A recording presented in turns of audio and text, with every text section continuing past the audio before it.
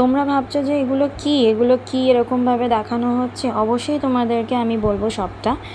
So hello everyone, welcome back to my channel. মই চ্যানেলে তোমাদের সবাইকে অনেক অনেক স্বাগত জানিয়ে আজকে আর একটা নতুন ব্লগ শুরু করলাম। তো ব্লগটা যখন শুরু করেছি সেই দিনটা হচ্ছে তোমাদের শনিবার, আর ব্লগটা শুরু করেছি তখন প্রায় দুপুর বাজে 1টা। তো তোমরা ভাবছো এটা আমি কি করছি, বুঝতেই পারছো কি করছি। তো হ্যাঁ, আমি আমার যে রান্নাঘরটা আছে সেটাকে আমি পুরো ভালো করে পরিষ্কার করে নিচ্ছি। তো দেখো, আমি রান্নাঘর পরিষ্কার করছি এই কারণেই, অবশ্যই কেন করছি হঠাৎ করে শেয়ার করব। দেখো, রান্নাঘর তো নর্মালি সবাই পরিষ্কার করে রাখতেই হয়, বাট আমি কেন এখন করছি সেটা আমি তোমাদের অবশ্যই জানাবো।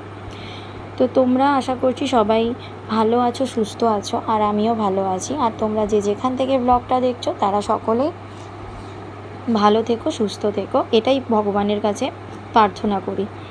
আর ভিডিওটা প্রথম থেকে শেষ পর্যন্ত দেখার অনুরোধ রইল। আর ভালো লাগলে অবশ্যই একটা লাইক, কমেন্ট, শেয়ার, আর আমার চ্যানেলটাকে একটু সাবস্ক্রাইব করে তোমরা সবাই আমার পাশে থেকো। তো বেশ অনেকটা পথ অতিক্রম করেছি আমি, তোমাদের ভালোবাসা আর সাপোর্ট পেয়েছি। তো অবশ্যই তোমাদের ভালোবাসা আর সাপোর্ট আমি চাই।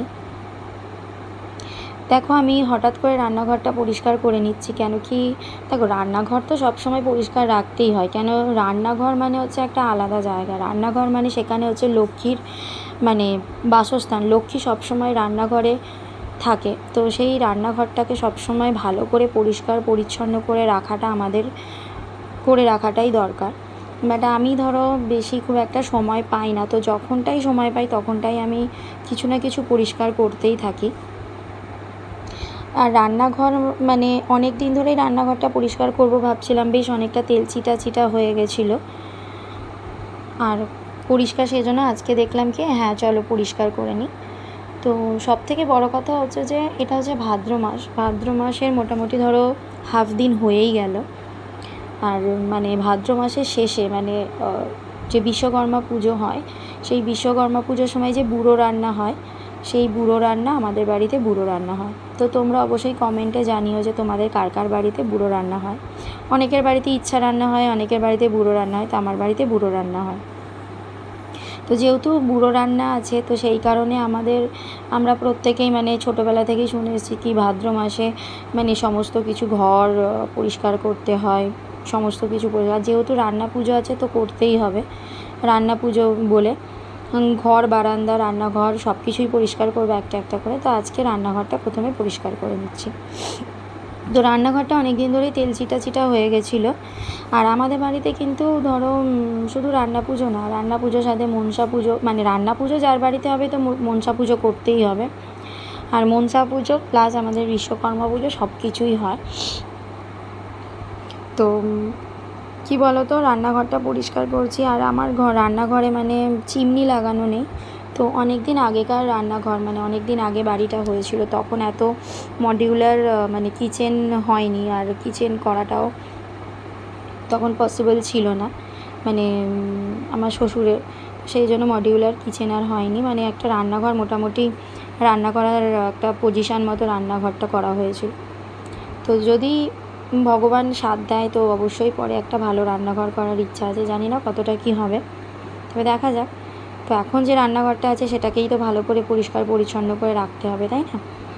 আর যেহেতু চিমনি নেই সেই জন্য একটু তেল চিটেটা বেশিই পড়ে, কেন সমস্ত চিমনি থাকলে তেল চিটাটা কম পড়ে। তো দেখো, রান্নাঘরে প্রথমে আমি কী করলাম, ঝেড়ে টেড়ে নিলাম ভালো করে ঝাড়ু দিয়ে, তারপরে আবার ঝাঁটা দিয়ে ভালো করে দেওয়ালটা পরিষ্কার করে নিলাম, কেন কি দেওয়ালে অনেক সময় অনেক ধুলো থাকে। তারপরে তেল চিটা যেগুলো পড়েছিল আমি ওই স্কচব্রাইট দিয়ে ভালো করে ঘষে তেল চিটাগুলো তুলে দিয়েছিলাম, দিয়ে তারপরে ভালো করে সার্ফ দিয়ে সুন্দর করে মুছে নিয়েছি।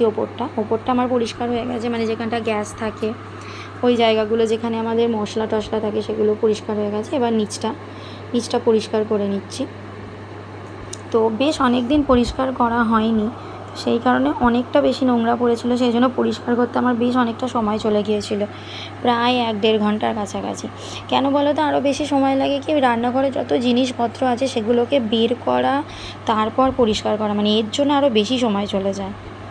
তো এখানে দেখো সমস্ত মশলার ডিপা ডাবাগুলো সব পরিষ্কার হয়ে গেছে, সমস্ত কিছু ভালো করে পরিষ্কার করে নিয়েছি, ক্লিন করে নিয়েছি, একদম সুন্দর চকচকে ঝকঝকে করছে। আর সব থেকে কী বলো তো, যেদিন পরিষ্কার করা হয় না সেদিন মানে দেখতেই থাকি, সেটা যেখানেই হোক বেশ সুন্দর লাগছে এরকম একটা ব্যাপার। তাহলে ব্লগটা আজকে এখানেই শেষ করলাম, আসবো আর একটা অন্য ব্লগ নিয়ে।